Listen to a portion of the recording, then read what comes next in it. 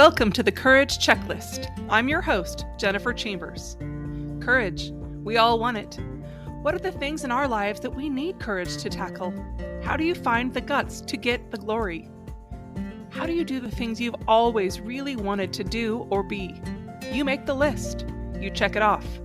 It sounds simple, but actually doing the hard stuff, the soul-deep stuff, it's not always easy. Find inspiration, ideas, and companions here who also keep trying no matter what. Let's talk about what's on our lists, from giant dream to tiny wish. We share stories of triumph, struggle, joy, and yes, failure, but we keep going together. What's on your list?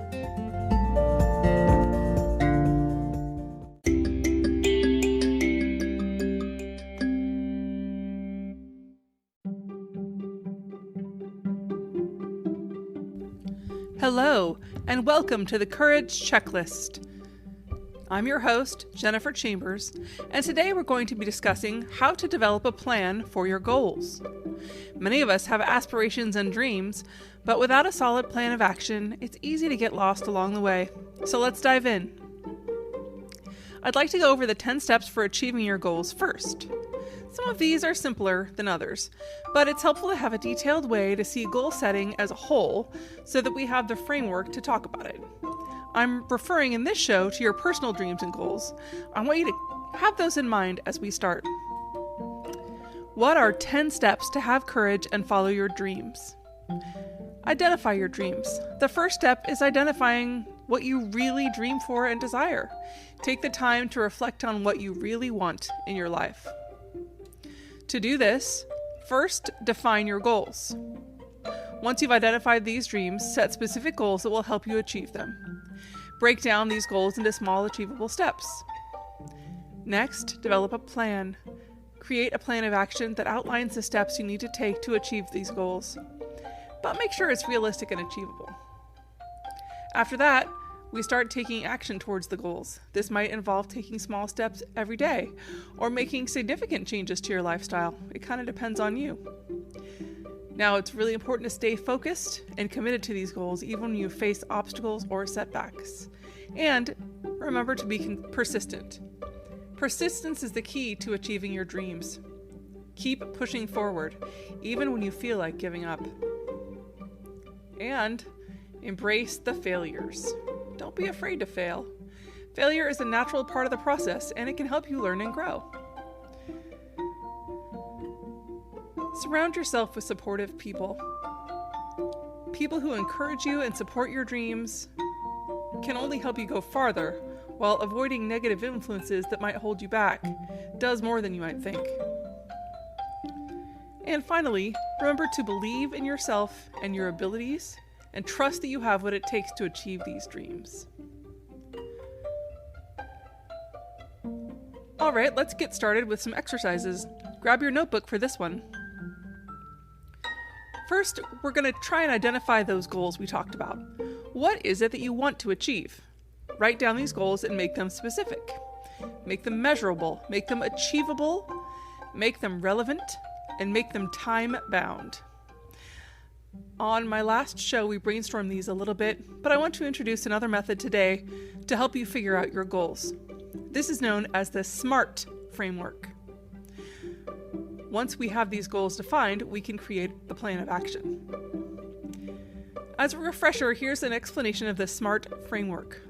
I'll go over each step briefly, and there's a free worksheet at the link in my bio if you want to print it out. First, write the goal on the top of your paper. The S stands for specific. Write down what exactly you want to achieve. Who will be involved? What resources do you need to do this? M is for measurable. How will you measure your progress and know when you've achieved your goal? What are the key performance indicators? I think of this one whenever we go to Disneyland. I always have to ramp up and make sure I'm walking a lot because when you're at Disneyland, you walk for like 20 miles a day, and I'm not used to walking that much. So that's an easy way to I have a specific goal, and I have measurable progress because I can walk X amounts of miles per day and know that I'm getting towards that goal. The A stands for achievable. Is your goal realistic? Is it achievable? Do you have the resources or the time or the ability to achieve it?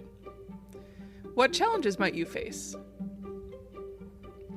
R stands for relevant. Why is this goal important to you? How does it align with your values? Does it align with your passions? And does it align with your long-term plans? T stands for time-bound.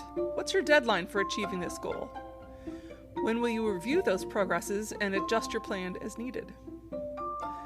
So now let's break down a little bit further each step of the SMART framework. With the S, your goal needs to be specifically and clearly defined. This means identifying exactly what you want to achieve and what things you need. The more specific it is, the easier it is to create a plan of action.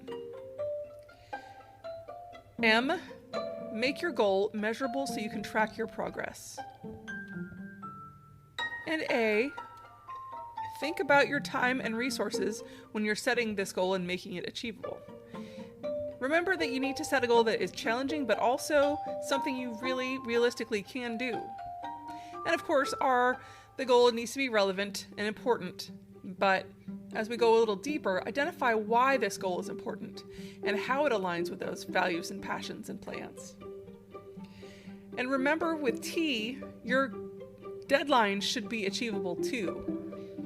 This helps you stay on track and it helps you stay motivated. And additionally, setting that timeline for reviewing your progress and adjusting your plan helps you go back and fix things or maybe give yourself some more time. It's really the part, it seems like it would be inflexible, but the timeline helps you be more flexible because you can work within this framework. Now, for the next step, we're going to break down this goal into smaller, manageable tasks. This makes the progress feel less daunting and help you stay motivated. For example, if your goal is to run a marathon, or like me, going to Disneyland, break it down into smaller steps, like researching training plans or buying running shoes, starting to run a couple miles a day. Or if you want to learn to cook a fancy meal, you got to start by researching the ingredients. Make these things really small. It could be as small with the meal example as researching the recipes so that you familiarize yourself with what you need. Now, when we're assigning the timeline, when you set these timelines, it really helps. Step 2 is assigning the timeline, of course. For me, I've mentioned writing books with a timeline before on the show. When I outline my projects, I identify what needs to be done each week and each day to get my book done. It works so incredibly well for me. You can do the same thing very easily for whatever you're trying to achieve. Sometimes I work backwards, like if I know that I have a date that a book manuscript or a project needs to be done, then I work backwards and find out what has to be done each week. And the third way to actually get your goals done, your action plan, is prioritizing these tasks. Now that you know what you want and how long it's going to take you to get it, you need to decide which one needs to be done first. Some things are more urgent, some things require more time. But by prioritizing these things, you can make sure you're focusing on the most important things first. They do that with bill paying, right? The snowball effect. Now, when we're making this plan of action realistic and achievable, we really need to set realistic expectations and avoid overwhelming yourself.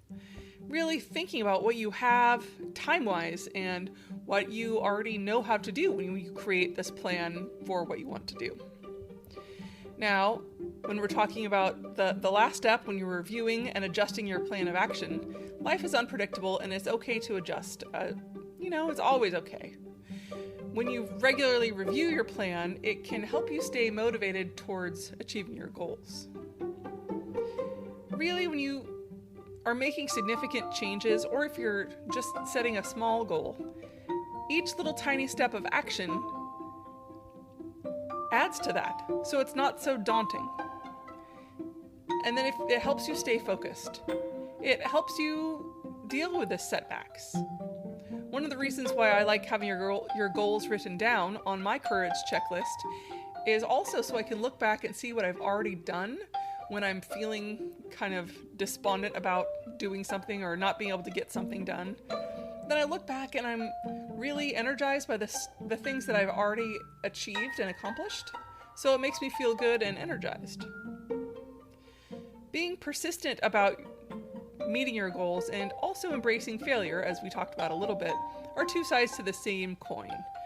Failure can be demoralizing, but having the faith in yourself to try again is what makes the difference. Lastly, we talked a little bit about surrounding yourself with supportive people. Even one voice can be the bolster you need.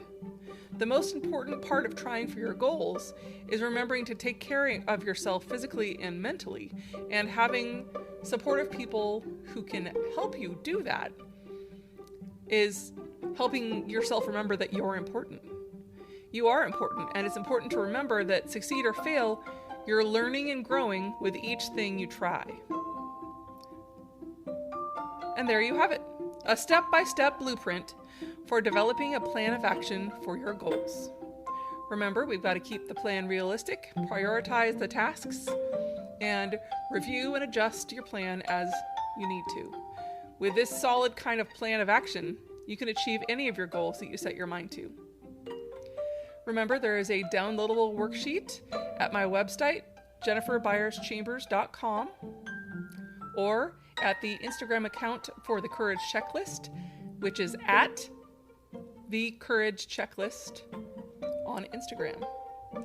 Thanks for tuning in to the Courage Checklist. As always, don't forget, please subscribe and leave us a review on Apple Podcasts or whatever you listen to.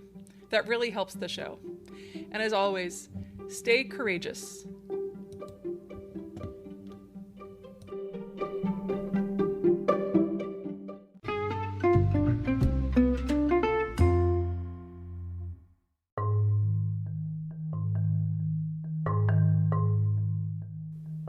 All right, guys, I haven't done book recommendations for a couple weeks, so I'll let you know what I'm thinking about right now.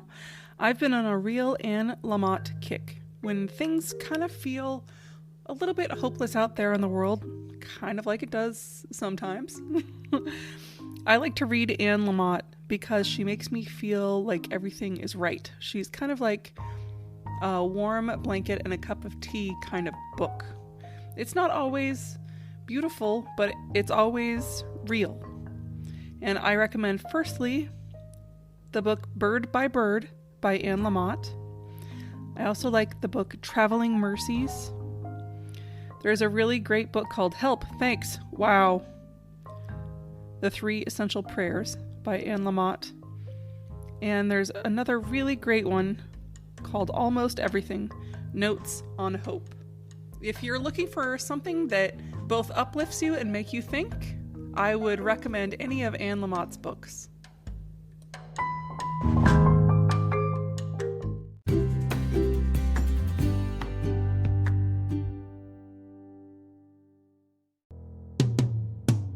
Sometimes we have to start over.